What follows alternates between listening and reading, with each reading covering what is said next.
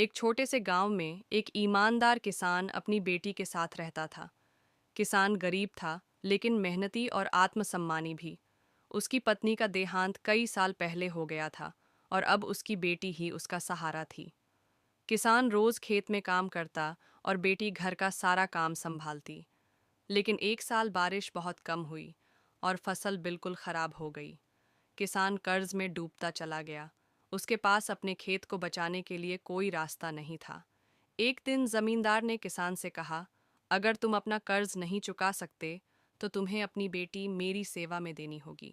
किसान बहुत दुखी हुआ, लेकिन उसकी बेटी ने शांत स्वर में कहा, पिताजी, चिंता मत कीजिए, मैं कुछ उपाय सोचती हूँ। अगले दिन लड़की जमींदार के पास गई और बोली, अगर आप इतने ही न्यायप्रिय हैं तो एक शर्त पर मेरा भाग्य तय कीजिए। 2 पत्थर एक थैले में डालिए, एक काला और एक सफ़ेद। मैं बिना देखे एक पत्थर निकालूंगी।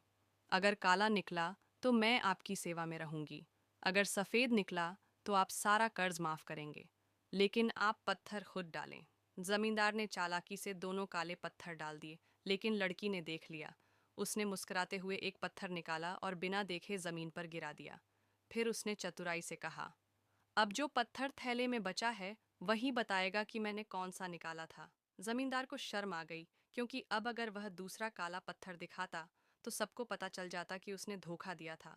मजबूर होकर उसने कहा, बेटी ने सफेद पत्थर निकाला था, किसान का सारा कर्ज माफ।